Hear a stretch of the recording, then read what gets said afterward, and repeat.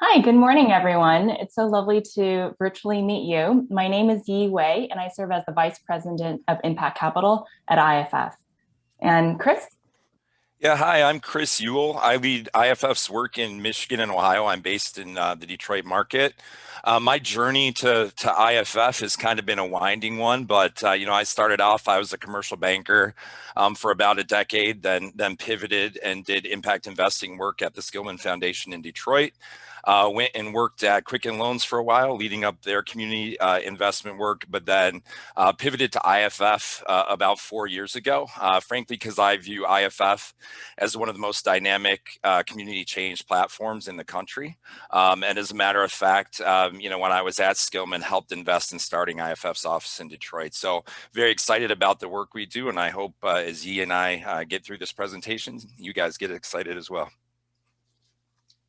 Great, thanks, Chris. So first, a little bit of background around IFF. IFF was actually birthed out of a community foundation in Chicago, the Chicago Community Trust in 1988. The program manager, Trinetta Logue, was asked to figure out how she could finance capital expenditures for nonprofits. And at that time, and still often today, philanthropy is not really well set up to do financing for nonprofits. So she went to the banks. And she tells the story of how she was laughed out of the rooms at banks when she raised that she wanted to finance nonprofits serving low income communities. And that led to the birth of the Illinois Facilities Fund, which was later shortened to IFF once IFF became an organization that served the entire Midwest. And IFF's theory of change is really that responsible debt financing can lead to significant and sustained growth for nonprofits. And it will enable them to increase their financial sustainability by building net assets, their financial flexibility by leveraging their net assets, and ultimately they gain more control over their space and their programming. A lot of the nonprofits we serve have very specific needs. For example, early childhood education centers, health clinics, grocery stores, and it's not just a blank box that they need to operate in. So if they have high quality facilities, they can achieve better programming outcomes.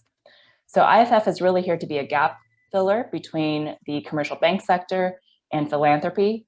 And ultimately, we believe that flexible, patient, long-term capital will be in their interest. We are a CDFI, a community development financial institution. So as many of you may know, we are a lender, but IFF is not just a lender. We also have a robust 25-person real estate consulting team to help nonprofit leaders figure out what they need with respect to their real estate. On the other side of the shop, the Social Impact Accelerator, there are a lot of wraparound services. And it's really a recognition that capital alone is not sufficient.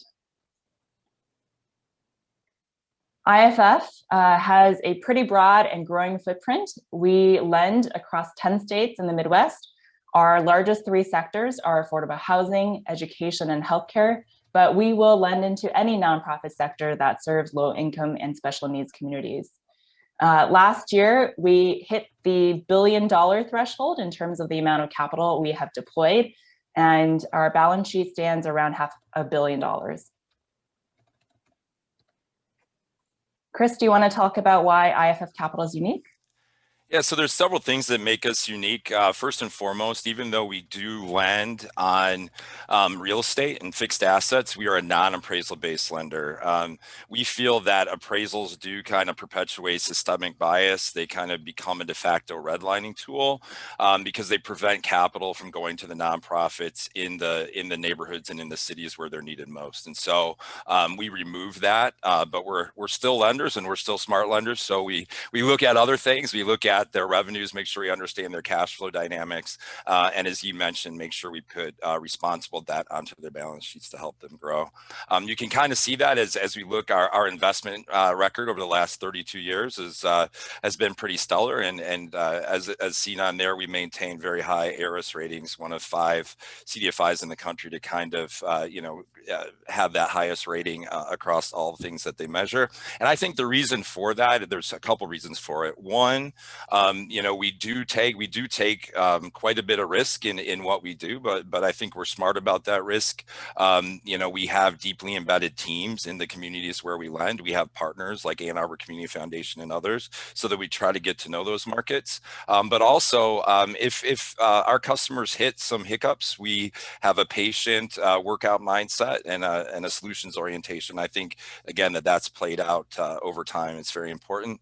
Another thing that makes us unique are a few other things. We can lend as little as $10,000 and up to $7 million. So we can kind of go up and down the spectrum, do small things, and we'll get involved in some fairly large projects, 10, 15, $20 million projects, where we can come in as either a senior debt role, subordinated debt, or oftentimes we do bridge loans, against capital campaigns or government grants or other things. So lots of ways we can be flexible there. And then, as he had mentioned as well, we lend across a very wide array of nonprofits and a handful of for-profit businesses, including in the affordable housing space and early ed space. So again, pretty unique capital out there. Go ahead, Yi.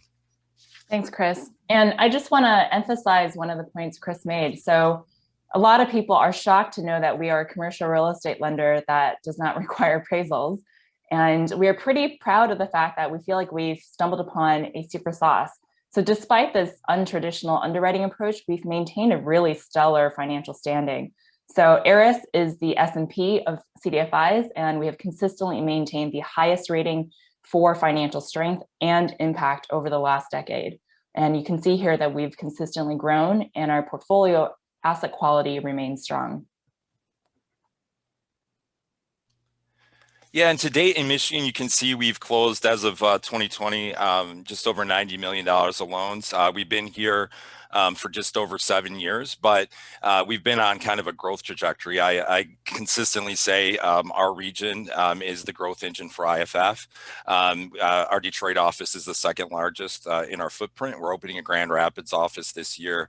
And this past year alone, we approved over $43 million in loans. So we've been on kind of a vertical growth curve on the lending side, but also adding to our real estate consulting team, our real estate development team, and building out a pretty robust platform covering the state.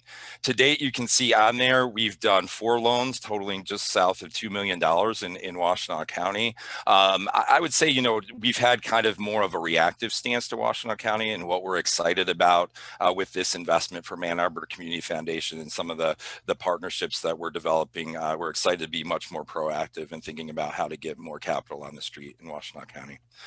The way we do that, kind of multifaceted. First and foremost, I spend a lot of time, I'll be spending a lot of time in Washtenaw County working with Jillian and the team to really understand who the players are, frankly, who kind of the centers of influence are across the community. I start spending a lot of time with them, start understanding the problems and some of the solutions and where IFF can play a unique role, and then I'll start plugging in our lenders, our real estate development team, our real estate consulting team, whatever makes sense there. And I'm really excited about working with the other CDFIs that Ann Arbor Community Foundation is investing in, and also pulling in some of our other CDFI partners as necessary. I think it's really important to create a community development ecosystem in place, and I think collectively that's what we need to work on in the coming years, is to truly build out a more robust ecosystem in Washtenaw County, and will drive success. One of the ways we've been trying to drive that success in Michigan is we created what we call the Impact Connection, which is a vehicle for community foundations and any accredited investor around the state to invest in IFF and help us deploy capital. The power of this is we've tried to, one, kind of create a community of practice so that these investors, we've started hosting meetings where they can talk with each other, understand what's going on the ground. We've also kind of simplified the reporting processes and things like that. But the most powerful part part of it. I view this as a vehicle both to attract investments, but a more powerful vehicle, frankly, to deploy capital in places where we don't always look. And so what happens with this is our investors become kind of force multipliers for IFF, rather than us having lenders, all across the state, which is just not possible. We now have partners in each of the communities, like in Ann Arbor, where people are investing in us, and then kind of we have a joint mission for success and trying to not just deploy the capital invested into IFF from Ann Arbor Community Foundation, but to leverage that capital in multiples. The way IFF's balance sheet works is we're able to do that. We're able to leverage multiple sources of capital and can deploy as many deals as we find in Washtenaw County that meet our criteria. Would be able to deploy that capital. Just really quickly through here, you can see some of the loans closed in 2019, and then we'll have 2020 as the next page again. And I know folks will get this presentation, so you'll be able to take a more in-depth look. And then you can see some of the results there, and then I'll flip to Yi on the investment terms. Yeah, so as Chris mentioned, one of the benefits that investors really appreciate is that just because you invest a certain amount doesn't mean the capital we deploy in your territory will be limited. So if you invest $50,000, we will lend to the organizations that need it with no limit. And here are our latest terms, and we're excited to be partnering with Ann Arbor and excited to cultivate this ecosystem in Washtenaw. Thank you for your time.